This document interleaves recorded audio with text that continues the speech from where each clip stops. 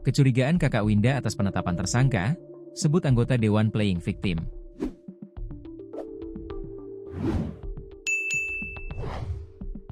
Kecurigaan kakak Winda Irzalina Pratiwi, 33, atas penetapan tersangka sang adik dan juga kedua orang tuanya atas laporan anggota DPRD Provinsi Jambi.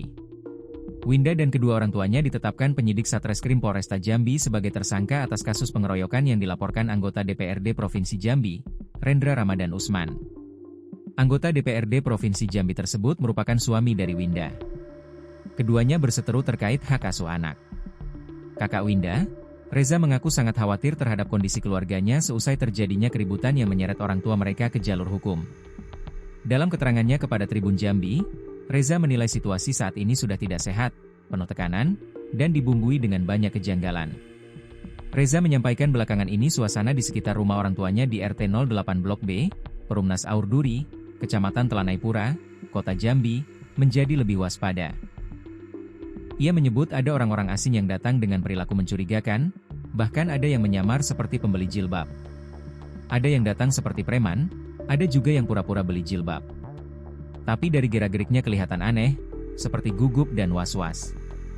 Jadi kita juga ikut curiga dan khawatir, ujar Reza saat ditemui, Selasa, 24 Juni 2025. Saat itu, Tribun Jambi mendatangi rumah orang tua Winda dan mendapati suasana cukup sepi namun tertutup. Reza terlihat keluar sebentar, namun enggan berbicara panjang. Dari pemantauan di lokasi, Winda dan orang tuanya sempat terlihat berada dalam mobil baru pulang dari rumah sakit. Tadi baru dari rumah sakit, Winda masih pemulihan habis melahirkan, ujarnya singkat. Reza juga menyoroti pemberitaan yang menurutnya tidak seimbang. Ia mempertanyakan logika narasi yang dibangun oleh pihak Rendra Ramadan Usman, di mana sang suami yang datang ke rumah justru mengklaim dirinya dikeroyok, dan kini malah mertuanya yang ditetapkan sebagai tersangka. Main logika saja, dia yang datang, dia yang bilang dikeroyok. Kok bisa malah keluarga kami yang jadi tersangka? Ini seperti playing victim, ujar Reza dengan nada kecewa. Meski tidak memberikan banyak komentar kepada media, Reza terlihat emosional dan cemas.